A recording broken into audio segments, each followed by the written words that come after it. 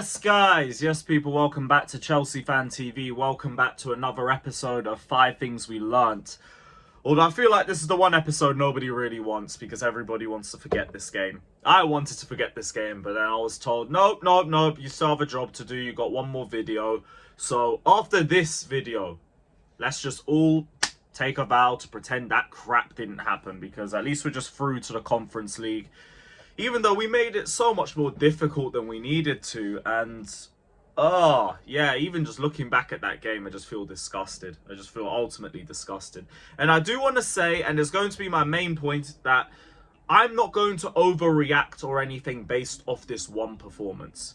Because I do think the players are going to understand the system a little bit better with time. And we're not going to play with that low of an intensity in all of the games that we're going to play next season. Also, it is a heavily rotated squad, which is all the more reason why they need to build that cohesion with each other too.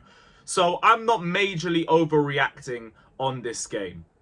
But I also want to say that regardless of... Get rid of the low battery thing. So regardless of that, not good enough. Not good enough at all. We're not going to pretend that it's okay that we had a performance like that. That is an example of how we should not be playing. Hopefully we learn from it and we move on, because we can't take our foot off the gas like that in away games. Maybe we can do it in home matches and just get by off quality alone. But in away games, not so much.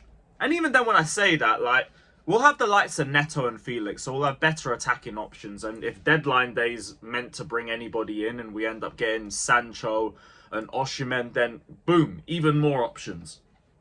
But in spite of that, I also don't think we're really that concerned about the attack, if anything. Bar Mudryk, because we do need to have a conversation about Mudryk, and that's going to be my second point as well.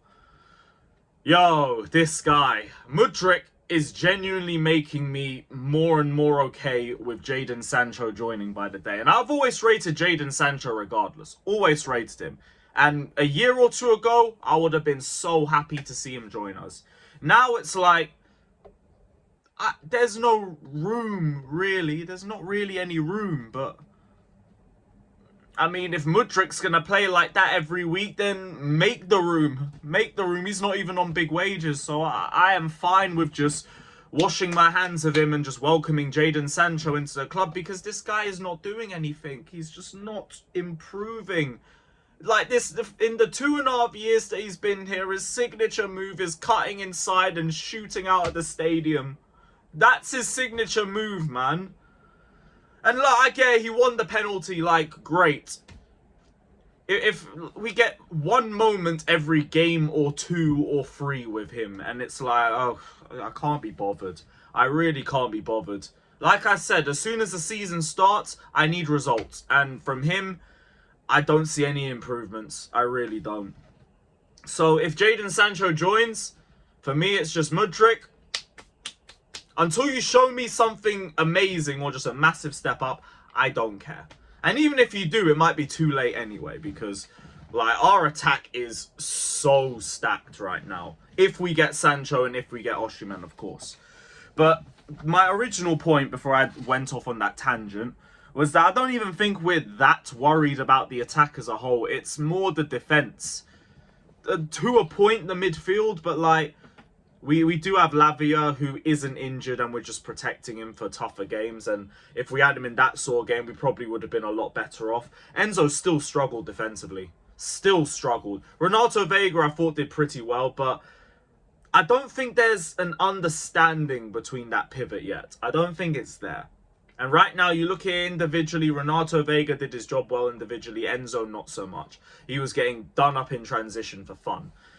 But yeah, the defense is our biggest problem. And that was the next point. The defense is scary, and not the good sort of scary. And I know Colwill and Fofana will come back in next for the next game. I would assume Gusto's back. I don't think he's injured. Correct me if I'm wrong in the chat. I hope he's not injured. I really hope he isn't injured. But yeah, the defense as a whole, oh boy. Just mistakes and bozo moments left, right and centre. Badiashile, like I said yesterday, this guy's drop-off has been crazy. And I do still believe the player's there from the Potter and Lampard era, but we just haven't seen it enough now. Now I can't say there's a player there. There's a player. You have to start showing it. You have to start showing it. And some of the dumb decisions I'm seeing from him, like needless fouls in silly areas of the pitch, giving away set pieces. The first goal where you're not even tracking the runner that's next to you. You're looking the other way for no reason with your hand up like this. The second goal, which is just him and Tosin with no communication between each other. It was just a mess. And to be fair, Tosin was the best of a bad bunch, but it's really not giving him a lot of prop. And the Sassy on the right-hand side, like I said, we can't keep doing that. We can't keep doing that. As soon as Gusto and James are back, one of them plays there. Or even an Akipong, for example. Because defensively, he looks like he can get got at in those wide areas. And nah, we can't be dealing with that. We can't be dealing with that. But yeah, that was my third and I think fourth point too. So yeah, my final point was hindsight. Like maybe it would have been better keeping Leslie, maybe, because he did have a good pre-season, and he is one of the few players who can play that sitting role and can do it well. I would assume would improve and be able to do it a little bit better, because Enzo's struggled there. Renato Vega's doing alright, but they're not understanding the pivot. And even Caicedo isn't as good as Lavia when he's playing in that 6 role. Maybe keeping Leslie would have been a better option for us. Maybe. But ultimately, there isn't any need to overreact from this sort of game, because the players will get a better understanding of each other. Hopefully, we learn not to take our foot off the gas pedal like that. But even then, like, I don't think we're going to be in situations where we're 1-0 up, like 3-0 up on aggregate to be doing that in the first place anyway. So, yeah, like, I don't see much reasons to overreact, except that the defense is really worrying me. Really is, because nobody's standing out. Nobody's standing out in the entire defense. There's been mistakes left, right, and center. Just have to hope it improves.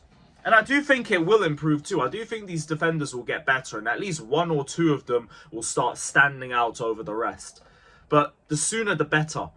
Because right now I believe we can outscore teams, but yo, that's not really sustainable. You need to be good defensively too. If we're talking about building a team that will eventually be going for titles, ultimately you need a team with a good defense. So we will see. But big up to everybody that's locked in. Hit the like button, subscribe, all of that. The road to our third UCL continues. And up the Chelsea. Up the Chelsea.